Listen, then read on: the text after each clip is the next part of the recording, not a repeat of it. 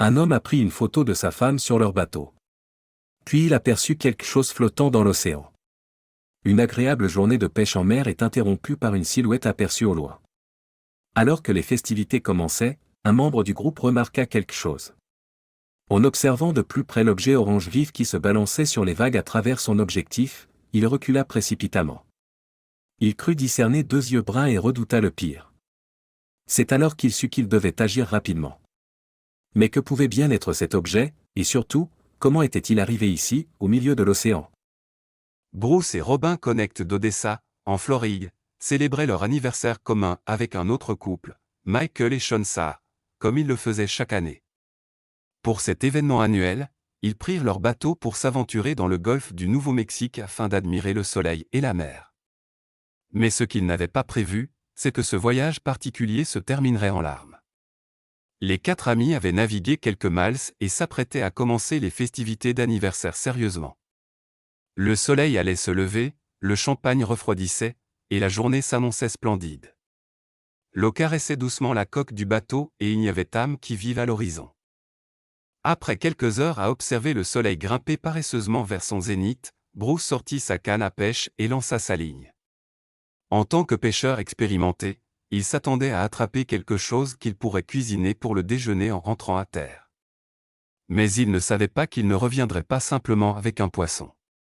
Il ne fallut pas longtemps avant que Bruce sente une prise. Il remonta habilement le poisson et fut heureux de constater qu'il était assez gros. Il se précipita pour prendre son appareil photo afin de capturer l'instant pendant que sa femme Robin posait en arrière-plan. Elle souriait, sans savoir ce qui se passait derrière elle. Mais Bruce l'aperçut à travers son objectif et fit un double regard. Bruce zooma avec son appareil photo pour essayer d'avoir une idée plus précise de ce qu'il regardait, mais il devrait enquêter davantage. Il dirigea le bateau directement vers l'objet et coupa le moteur pour s'approcher lentement. L'objet étrange devenait plus visible à mesure que le bateau flottait silencieusement sur chaque houe, mais à part le bruit occasionnel de l'eau frappant le côté du bateau, tout était calme.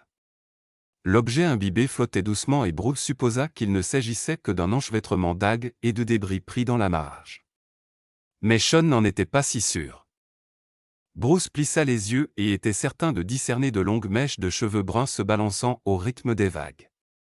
Puis, à mesure qu'il s'approchait, il commença à distinguer des membres, 2 bras et 2 jambes.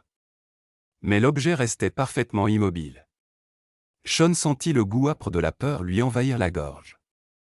Était-il trop tard? Tout le monde tenta d'obtenir une meilleure vue de l'objet orange. Nous allions à environ 32 km/h, donc c'était difficile à voir, expliqua Bruce à ABC News.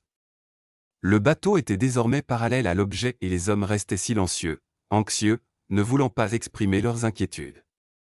Bruce fronça les sourcils gravement alors qu'il s'approchait, et tout le monde à bord priait pour la même chose. « S'il vous plaît, que ce ne soit pas un corps, » murmura Bruce. Sean se pencha autant qu'il osait. Il pouvait voir que l'objet avait une masse humide et pesante, et ces étaient définitivement des membres. Mais lorsque Bruce se pencha pour observer de plus près, il remarqua quelque chose qui lui fit froid dans le dos. Puis Bruce brisa le silence épais avec un rire rauque de soulagement. « Ce n'est qu'un jouet en peluche, » soupira-t-il, et les deux hommes commencèrent à rire nerveusement. Il ne savait pas à quel point il avait tort. « On y va, » dit-il en tournant le bateau dans l'autre direction. Mais lorsqu'il démarra le moteur, l'étrave se souleva au-dessus de l'objet et ses membres commencèrent à se balancer. « Ce n'est pas un jouet en peluche, » dit Bruce, désespéré. Sean regarda de plus près, horrifié, alors que la silhouette sombre émergeait de l'eau. C'était un animal marin qu'il n'avait jamais vu en tous ses voyages en mer. Puis, il pensa qu'il pouvait juste apercevoir ses petits yeux bruns. « Attendez » cria Sean. « Arrêtez !» Bruce se tourna pour voir le visage de Sean figé de terreur, et il coupa immédiatement le moteur. Il se précipita vers son ami, et tous deux se penchèrent et scrutèrent attentivement. L'objet était à nouveau immobile, et il ne savait pas ce qui allait arriver lorsqu'il commença à se rapprocher. « J'ai vu ses bras bouger, » balbutia Sean. « Là, voyez, » pointa-t-il d'un doigt tremblant. Et il avait raison. Ils réalisèrent alors ce que c'était. Ce n'était ni une bouée ni un enfant. C'était un petit chien luttant contre les courants, flottant uniquement grâce à son gilet de sauvetage. S'il n'avait pas porté ce gilet orange, il ne l'aurait probablement jamais repéré. Mais qu'est-ce qu'un chien faisait si loin de la côte? Bruce et son groupe ne comprenaient pas comment ou pourquoi ce petit chien se trouvait à plusieurs miles du rivage. Mais une chose était certaine, il était très heureux de les voir. Reconnaissant ses sauveurs, il pagailla vigoureusement vers le bateau jusqu'à être suffisamment proche pour être tiré à bord. Dès qu'il a vu la proue du bateau, il a commencé à pagayer aussi vite qu'il le pouvait vers nous, se souvint Michael. C'est Michael qui s'était penché et avait ramassé le petit chien dans l'eau. Après avoir retiré son gilet de sauvetage et examiné le petit Jack Russell, ils eurent la joie de constater qu'il allait bien. Le Jack Russell semblait se remettre de son aventure en mer. Sean l'examina soigneusement jusqu'à ce qu'elle soit convaincue qu'il n'avait pas de blessure. Mais la question demeurait, d'où venait-il? Il n'avait aucune identification, alors comment pouvait-il contacter ses propriétaires? C'est alors que Sean eut une idée. Elle contacta la garde côtière et eut de bonnes nouvelles. La garde côtière lui expliqua qu'ils avaient reçu un rapport ce matin-là concernant un chien tombé à l'eau, expliqua Sean. Ils nous ont demandé de l'identifier, ajouta Robin. Ils donnèrent leur description à la garde côtière, et il s'agissait bien du même chien, qui avait disparu depuis 3 heures. La garde côtière prit note des coordonnées du bateau pour envoyer une équipe de secours. Bruce et son groupe étaient ravis de prendre soin du petit chien en attendant. Le chien s'appelait Gigermesté, et il était compréhensible qu'il soit un peu nerveux après avoir passé les 3 dernières heures en mer. Il tremblait comme une feuille, expliqua Robin dans une interview au New York Daily News. Il savait qu'il devait le réchauffer aussi vite que possible. Nous l'avons enveloppé dans des serviettes pour le calmer. Ça a pris environ 30 minutes, se souvint Robin. Mais comment Gigermesté réagit-il face aux inconnus qui lui ont sauvé la vie? Heureusement, Gigermesté ne s'en offusqua pas du tout. Il semblait comprendre qu'il était désormais entre de bonnes mains. Il était très amical et très doux, dit Robin. De plus, Gigermesté sembla réellement apprécier passer du temps sur le bateau avec ses nouveaux amis et ne perdit pas de temps pour s'approprier un endroit privilégié. Après s'être calmé, il monta sur le pont supérieur de notre bateau et se mit à bronzer, rit Robin. Lorsque la garde côtière arriva enfin, Gigermesté sauta immédiatement à bord du bateau de secours et s'installa confortablement. Mais comment le petit Gigermesté s'était-il retrouvé à se débrouiller tout seul en mer, et où étaient ses propriétaires? Joe et Myrick avaient toutes les réponses. Joe et Gigermesté étaient en excursion en bateau lorsque Joe s'arrêta pour vérifier la coque. Pendant qu'il était hors de vue, Gigermesté décida de sauter par-dessus bord pour partir à l'aventure tout seul. Lorsque Joe découvrit que son cher chien avait disparu, il fut très inquiet. Joe attendait sur le rivage lorsque la garde côtière, accompagnée des nouveaux amis de Gigermesté, réunit le duo. Lorsqu'on demanda à Robin comment elle se sentait lors de la réunion, elle répondit « merveilleusement bien ». C'était réconfortant et déchirant en même temps. Nous avions tous les yeux pleins de larmes. Il courut vers nous et le chien commença à lui lécher le visage, poursuivit Robin. Nous pleurions tous. C'était vraiment un moment très, très émouvant. C'était très heureux. Certains humains sont assez courageux pour risquer leur propre vie pour en sauver une autre.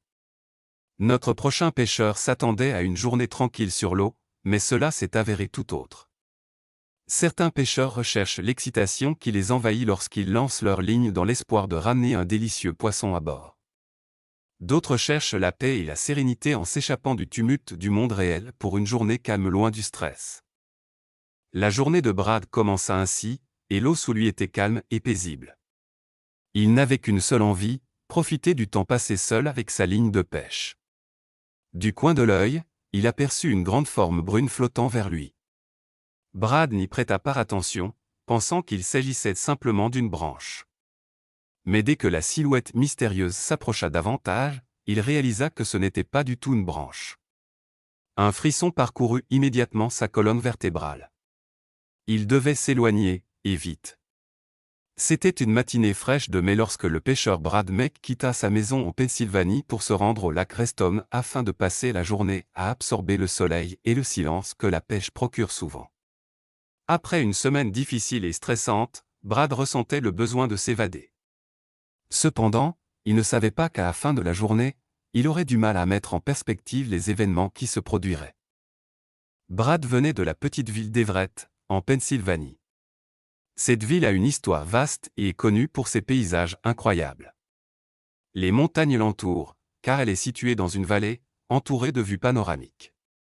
Le lac Reston, un joyau de la ville, en fait une destination populaire pour la navigation, la pêche et la détente.